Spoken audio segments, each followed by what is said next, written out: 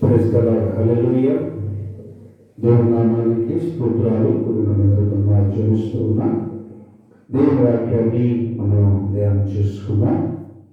ఈ చదువుబడిన కీర్తన గ్రంథంలో 9వ వచనములో ఒక మాట మనం ధ్యానం చేద్దాం. యెహోవా పరదేశులను కాపాడువాడు, ఆయన తండ్రి లేని వాడిని ఎదవరాండ్లను ఆదరించువాడు, భక్తిహీనుల మార్గము ఆయన వంకర మార్గముగా చేయును. ఇక్కడ మనం గమనించినట్లయితే భక్తిహీనుల మార్గమును ఆయన వంకర మార్గములుగా చేయును అంటున్నాడు. మనము చదువుకున్నట్లుగా మరి మనము కీర్తన 1వ చరణాన్ని మనము ధ్యానం చేస్తూ ఉన్నాము. ఈ ధ్యానంలో 3 విషయాలు మనము నేర్చుకుంటూ వస్తున్నాము. ఒకటి, దుష్టుల ఆలోచన చొప్పున నడువక. రెండవది, పాపుల మార్గమున నిలువక. మూడవది, అపహాసకులు చూస్తున్న చోటున కూర్చుండక. గత వారము మనము దుష్టుల ఆలోచన ఎలా ఉంటుంది, ఆలోచన చొప్పున నడవాలంటే నడిస్తే ఏమైపోతాము, అలాగే దేవుని ఆలోచన ఎలా ఉంటుంది, దేవుని ఆలోచన ప్రకారంగా నడవాలంటే దేవుడే ఎలా మనకు సహాయము చేస్తాడు అనే విషయాలను మనము నేర్చుకున్నాం. అయితే ఈ సమయంలో పాపుల మార్గమును నడువక అనే మాటను మనము కొన్ని మాటలు నేర్చుకున్నాం. దేవుని మాట వలన మనము తృప్తి పొందుతాం. దేవుని మాట వలన మనం రక్షింపబడతామనే విషయం మనకు తెలుసు. అయితే ఈ పాపుల మార్గములో నుండి మనము తప్పించుకోవాలంటే, పాపుల మార్గములో నిలవకుండా మనం ఉండాలి అంటే మన ప్రయత్నం ఎంత మాత్రము ఉపయోగపడదు. ఒకవేళ ఒకసారి 2 సార్లు మనం ఆ మార్గం నుండి తప్పించుకోవడానికి ప్రయత్నం చేసి తప్పించుకోవచ్చేమో, కానీ ఏదో సందర్భంలో ఏదో రీతిగా మనము ఆ పాపములో ఆ మార్గంలో నడవడము లేక మార్గంలో పడిపోవడము జరుగుతూ ఉంది. ఎందుకంటే పాపము అనేది అపవాది అనేవాడు ఏదో ఒకసారి ప్రయత్నం చేసి ఓడిపోయాలో నేను వదిలేసేవాడు కాదు. వాడు మన మీద జయము పొందే వరదాకా పోరాడుతూనే ఉండడానికి ప్రయత్నించేవాడు. కనుక మనము కూడా నిరంతరము వానితో పోరాడుతూ వారి మార్గంలో వెళ్ళకుండా, వారి ప్రయత్నంలో పడిపోకుండా మనం కాపాడబడడానికి మనము నిరంతరము దేవునిపై ఆధారపడవలసిన వారమై ఉన్నాం. అదే మనము ఈ కీర్తనలోని 17వ కీర్తన 4వ చరణంలో కీర్తనకారుడు అంటున్నాడు. 17వ కీర్తన 4వ చరణంలో, మనుషుల కార్యములు విఫలమైతే బలకారుల మార్గములను తప్పించుకొనుటకై నీ నోటి మాటను బట్టి నన్ను నేను కాపాడుకొనుచి ఉన్నాను. దావీదు అంటున్నాడు, మనుషుల మార్గములు విఫలము, మనుషులు చూపించే మార్గము లేక మనుషులు చేసే క్రియలు విఫలమైపోతాయి. బలకారులు వారు చూపించే మార్గములు నేను నడవకుండా ఉండాలి అంటే నీ నోటి మాటలు నన్ను ఆ మార్గము నుండి తప్పిస్తున్నాయి. అంటే ఈ పాపుల మార్గము నుండి మనము తప్పించుకోవాలంటే దేవుని మాటలు మనం వినాలి, దేవుని మాటలను మనము ధ్యానించాలి, దేవుని మాటలపై మనం ఆధారపడాలి, దేవుని మాటలను మనము నమ్మాలి, దేవుని మాటకు విధేయులను కావాలి. అనుకుంటున్నాడు, నీ మాటలను నేను అనుసరించుకుని. దేవునికి స్తోత్రం. ఎందుకంటే దుష్టులు కల్పించే మార్గంలోనికి, బలత్కారులు కల్పించే మార్గంలోనికి, పాపులు కల్పించే మార్గంలోనికి నేను వెళ్ళకుండా ఉండడానికి నేనేం చేశాను అంటే నీ మాటలను నేను ధ్యానము చేశాను. దేవునికి స్తోత్రం. అలాగే 119వ కీర్తన 104వ వచనంలో కూడా కీర్తనకారుడు మాట్లాడుతున్నాడు. 119వ కీర్తన 104వ చరణం. నీ ఉపదేశము వలన నాకు వివేకము కలిగెను, తప్పు మార్గములన్నీ నాకు అసహ్యములాయను. ఆయన అంటున్నాడు, కీర్తనాకారుడు అంటున్నాడు, దుష్టులు కల్పించే మార్గము నుండి నేను తప్పించబడటానికి నీ మాటలను నేను ధ్యానం చేస్తూ ఉన్నానంటూ ఏమంటున్నాడంటే, మళ్ళా నీ ఉపదేశములను నేను ఏం చేస్తున్నా, నీ ఉపదేశములను నేను ధ్యానిస్తూ ఉన్నాను. అవి నాకు వివేకము కలిగిస్తూ ఉన్నవి. అవి నన్ను ఏం చేస్తున్నాయి అంటే తప్పుడు మార్గము నాకు అసహ్యత పుట్టిస్తూ ఉన్నది. దేవునికి స్తోత్రం. దేవుని మాట ప్రకారంగా మనము నడిచినప్పుడు, దేవుని ఉపదేశ ప్రకారంగా మనము నడిచినప్పుడు, దేవుని వాక్యాన్ని మనము ధ్యానించినప్పుడు తప్పుడు మార్గములు మనకు అసహ్యమవుతుంది. దేవుని మీద ఆధారపడకుండా, దేవుని మాటలు లోపడకుండా, దేవుని మాటలు వినకుండా, దేవుని మాటలు ధ్యానించకుండా ఉన్నట్లయితే తప్పుడు మాటలు మనము పడిపోవడానికి, ఆ తప్పుడు మార్గంలోకి వెళ్ళిపోవడానికి, తప్పుడు పనులు చేయడానికి ఆస్కారం తప్పనిసరిగా ఉన్నాయి. దాని నుండి మనం తప్పించబడాలి అంటే మనము చేయవలసిన పని ఏంటంటే దేవుని మాటల మీద మనము ఆధారపడాలి. దేవుని మాటల మీద మనం ఆధారపడాలి. అలాగే సామెతల గ్రంథంలో కూడా సొలొమోను ఒక మాట రాస్తూ ఉన్నాడు. సామెతల గ్రంథము 1వ అధ్యాయము 10వ వచనంలో అంటున్నాడు, నా కుమారుడా, పాపులు నిన్ను ప్రేరేపింపగా ఒక్కటము. ఏంటంట? పాపులు నిన్ను ప్రేరేపిస్తారు. పాపుల మార్గంలోకి రమ్మని, పాపము చేయమని నిన్ను ప్రేరేపిస్తారు. కానీ ఏం చేయాలి? ఆ మాటలకు ఒప్పుకోవద్దు, ఆ మాటలకు లోపడవద్దు.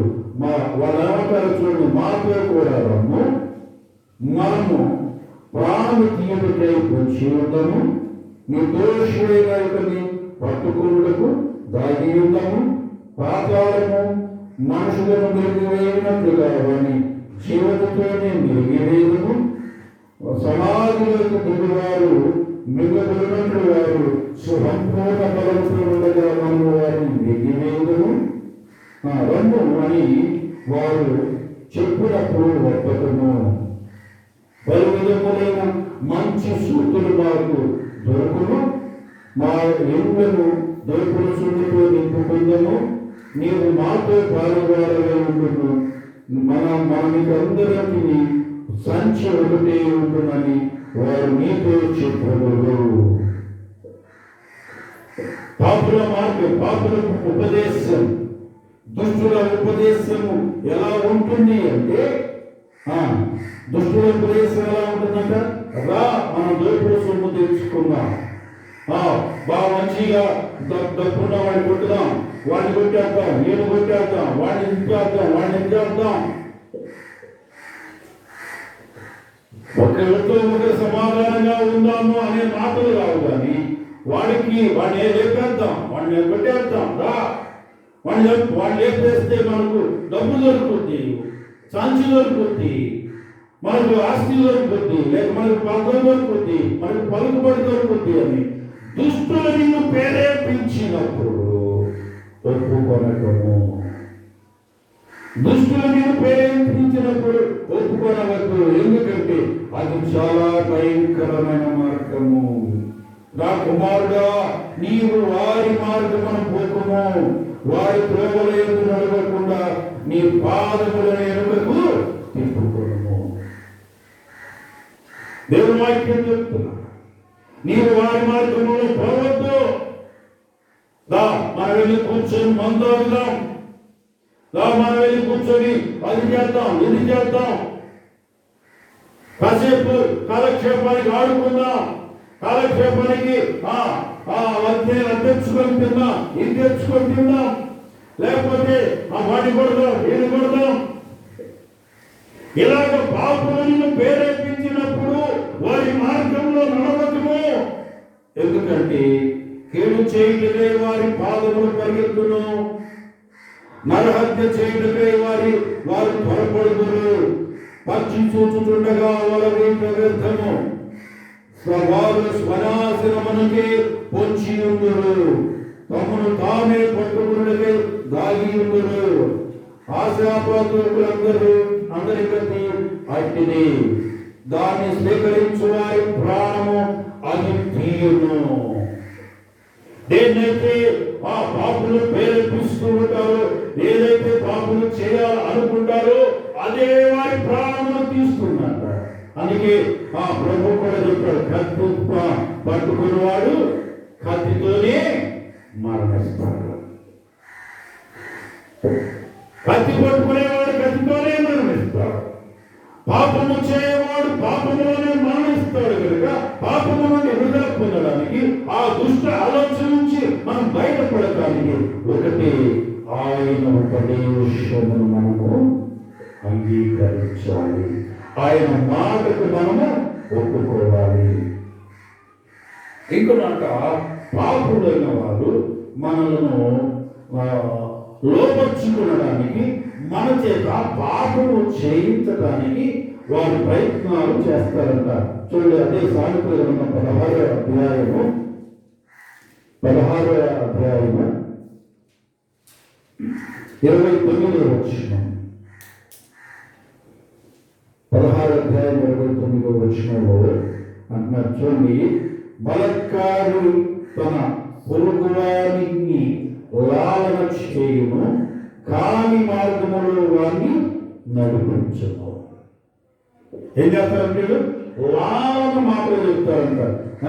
వారు చెప్పే మాటలు ఎంత బాగుంటాయో, ఎంత తీయగా ఉంటాయో, ఎంత వినసొంపుగా ఉంటాయో. ఎందుకంటే వాళ్ళు ఏం చేస్తున్నారంట, మార్గమును తప్పిస్తూ ఉన్నారు.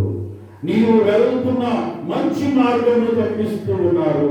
తల్లిదండ్రులకు లోపడుతూ, అన్నదమ్ములకు లోపడుతూ, చక్కగా మంచిగా జీవిస్తూ, ఏ చెడు అలవాటు లేకుండా మంచిగా బ్రతుకుతూ ఉంటే ఏంటా నీ బతుకు, ఏంటా ఇది ఎంజాయ్ చేయాలా? ఈ వయసులో కాకపోతే ఇంకే వయసులో తింటావరా? ఈ వయసులో కాకపోతే ఇంకే వయసులో తాగుతావరా? ఇది మంచి తాగి తిని ఎగిరే వయసు ఇది అని లాలన మాటలు చెప్తారంట. లాలన మాటలు చెప్పి మంచి మార్గంలో ఉన్న నిన్ను చెడు మార్గంలోనికి ఈడ్చుకొని పోతారు. చెడు మార్గంలోనికి ఈడ్చుకొని పోతారు. అందుకే ఏమి అంటాడు, మార్గములలో నిలిచి చూడండి, పురాతన మార్గములను గురించి విచారించి తెలుసుకోండి, మేలు కలిగే మార్గము ఏది అని అడిగి అందులో నడుచుకోండి, అప్పుడు మీకు నెమ్మది కలుగుతుంది. దేవునికి స్తోత్రం. కాబట్టి పాపను ప్రేరేపించే మార్గము భయంకరమైనది.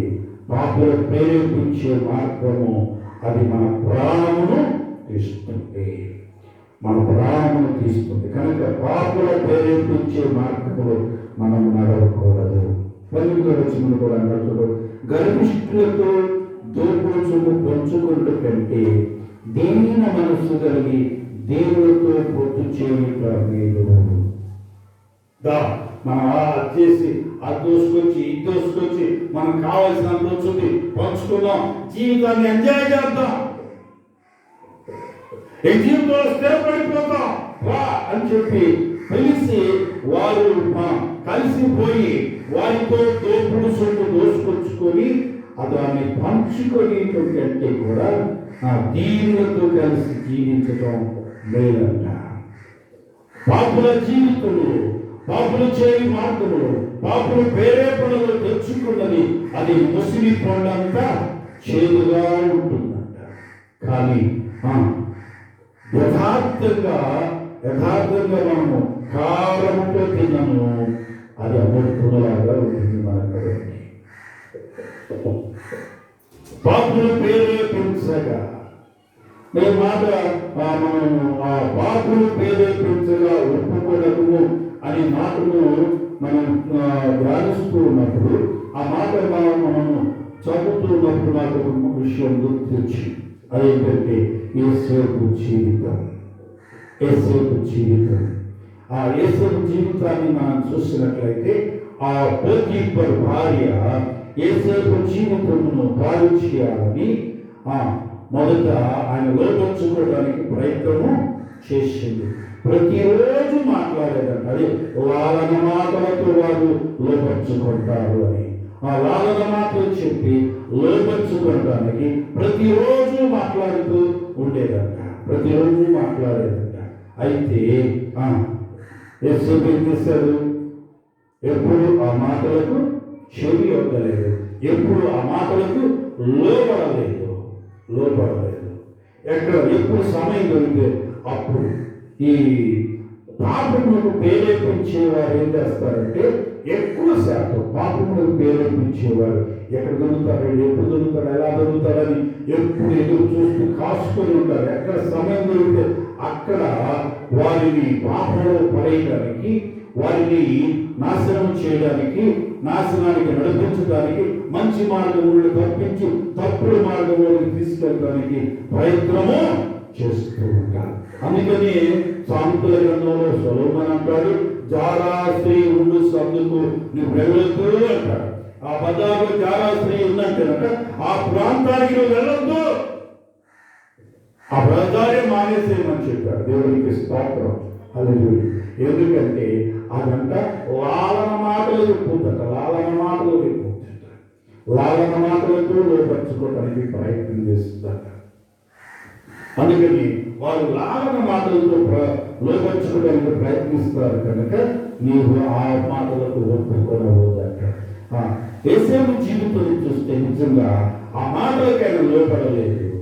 ఆ మాటల నుండి ఆ మార్గం నుండి ఆమె యుద్ధ నుండి అతడు దూరంగా పారిపోయాడు.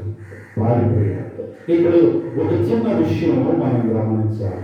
ఇలా పారిపోవడం వల్ల మనం సేఫ్టీగా ఉంటామనుకోవద్దు. ఎందుకంటే ఎప్పుడైతే మనం పారిపోతామో, ఎప్పుడైతే మనం వారి మాట వినమో, ఎప్పుడైతే వారి మాటకు లోపడమో, ఎప్పుడైతే వారి చెప్పింది మనం చేయమో, అప్పటి వరకు మనతో ఎంతో మంచిగా ఉండి, ఎంతో ప్రేమను నటించి, ఎంతో ఆప్యాయతను చూపించి, ఎంతో గొప్ప సహాయం చేసేవారుగా ఉండి, ఎంతో సహాయం చేస్తూ, ఎంతో విధిగా మనతో జీవిస్తూ ఉన్నను, ఎప్పుడైతే వారి మాటకు మనం లోబడలేదు, ఎప్పుడైతే వారి మాట ప్రకారం మనం నడవలేదు, అప్పుడు నిజంగా వారు మన మీద చూపించేదేందో అప్పుడు నిజమైంది బయటకు వచ్చింది. ఏంటో తెలుసా?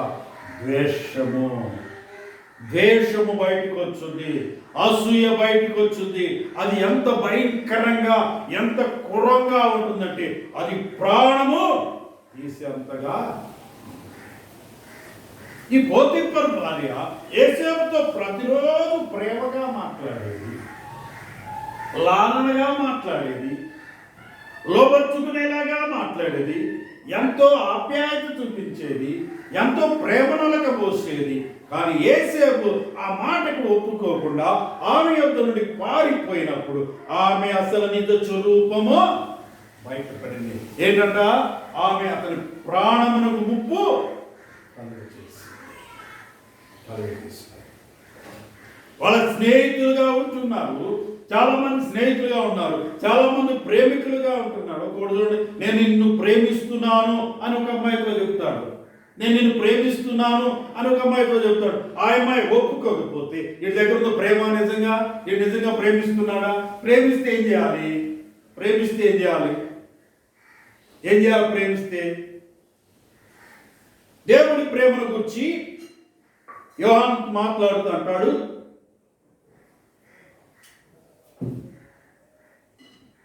దేవుడు లోకమును ఎంతో ప్రేమించెను అంటాడు.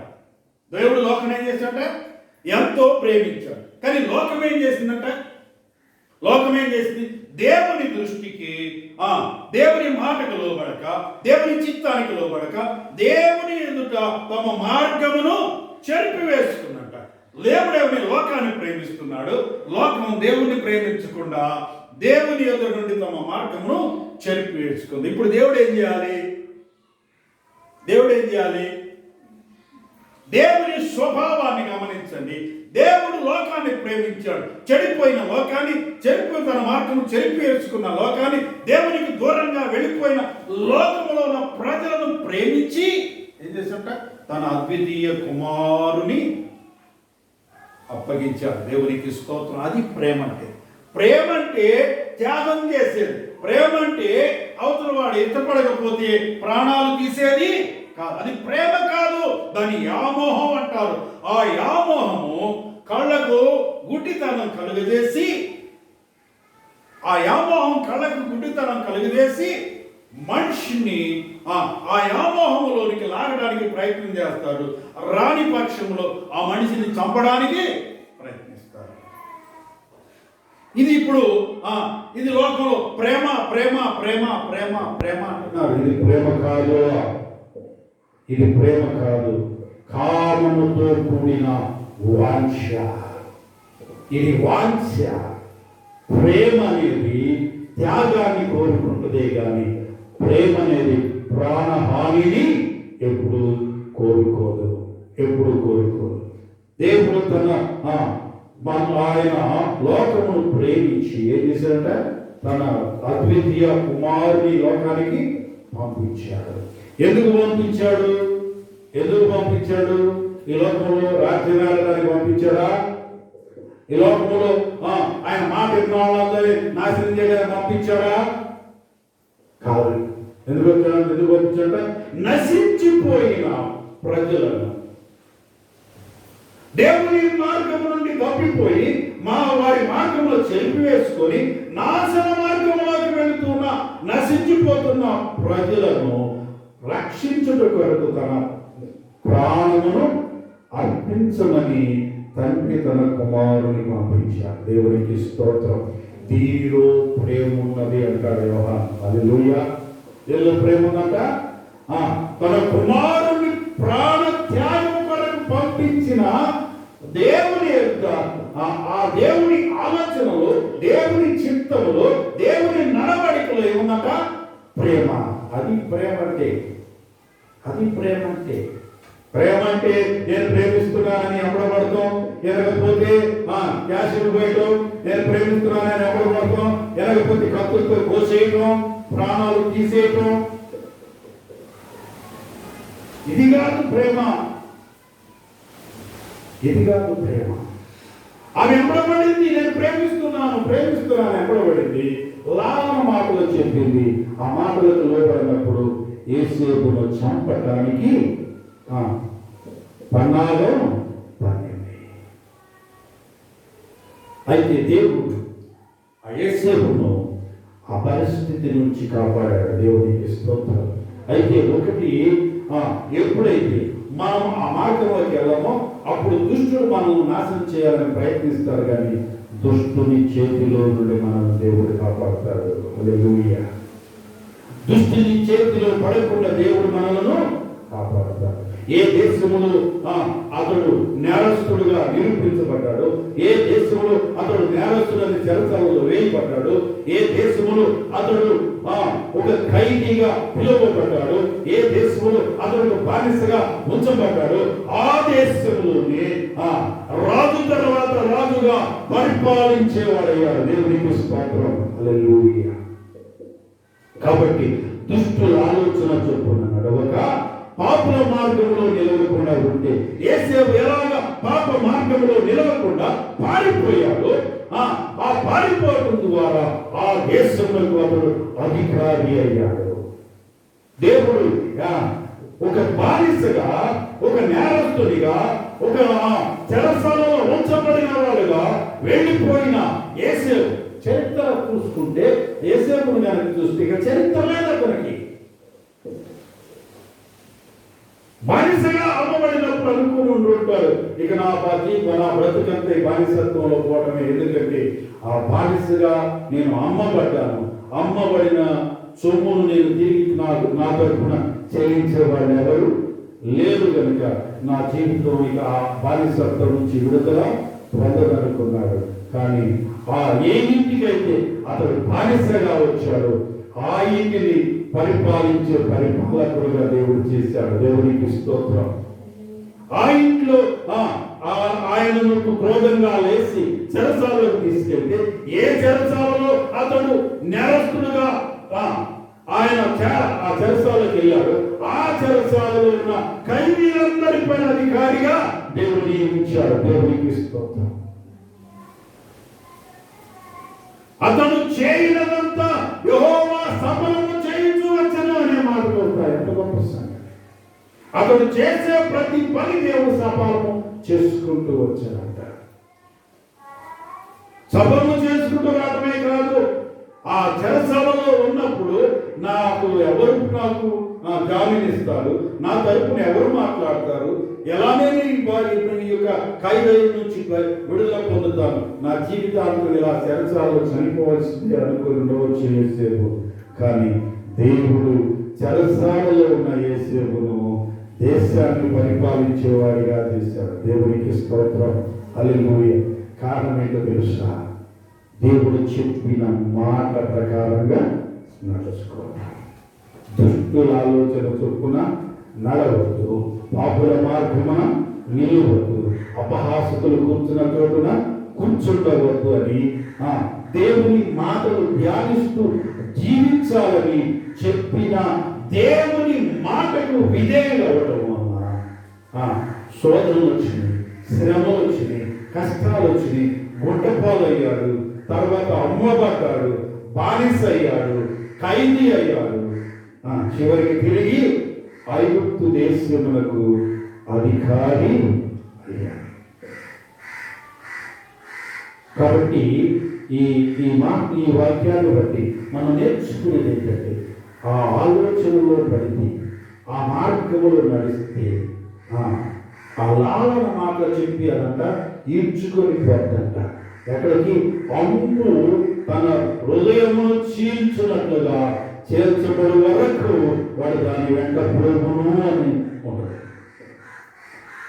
అంటే ప్రాణహాని జరుగుతుందని తెలిసి కూడా పక్షి ఉరి వద్దకు పోయినట్లుగా పోతాడంట. దేవుని మాటకు లోబడని వాడు, దేవుని చిత్తానికి లోబడని వాడు, దేవుని చిత్త ప్రకారం నడవని వాడు పక్షి ఉరి వద్దకు పోయినట్లుగా పోతాడంట. ఉరి వద్దకు పక్షి అంటే ఏమవుతుంది? ఊళ్ళో చిక్కుబడి ఆ తర్వాత ప్రాణాన్ని పోగొట్టుకుంటుంది. వీళ్ళు కూడా అలాగే కాబట్టి ప్రభు చెప్తున్నాడు, దేవుని మార్గంలో, దేవుని మాట ప్రకారంగా మనము ఆ ఊరిలో చిక్కకుండా ఉండాలి.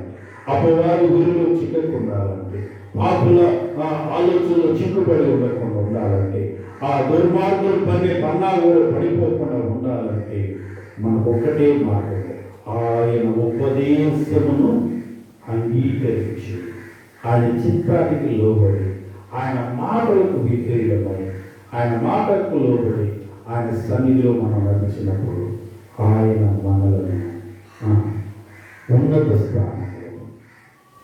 ఈ నడిచేటప్పుడు ఒకవేళ శ్రమ రావచ్చు, కష్టం రావచ్చు, ఇబ్బంది రావచ్చు, కరువు రావచ్చు, వస్త్రహీనత కలవచ్చు, ఇక అవమానాలు రావచ్చు, నిందలు రావచ్చు, చెరసాల కూడా రావచ్చు.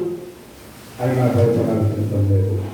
ఎందుకంటే చెరలో ఉన్నావు కానీ, సింహాసనానికి తీసుకొచ్చిన వాడు మన దేవుడు. కాబట్టి చరలోకులను మనం భయపడాల్సిన పని లేదు. ఎందుకంటే విడిపించుటకు శక్తిమంతుడైన వాడు మన దేవుడు. అగ్నిగుండము నుండి విడిపించిన దేవుడు మన దేవుడు.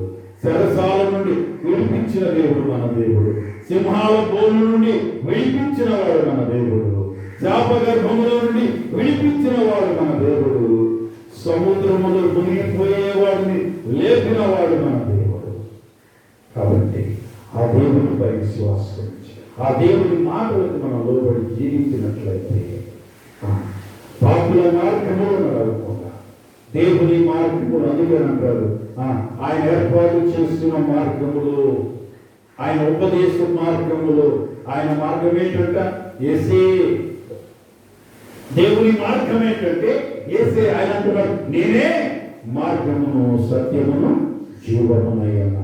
కనుక యేసయ్య అనే మార్గంలో మనం ఆయన వెంబడించినట్లయితే మన జీవితాలు ధన్యమవుతాయి. అతి కృప పరిశుద్ధాత్మ దేవుడు మనకు అనుగ్రహించును గాక. ఆమేన్.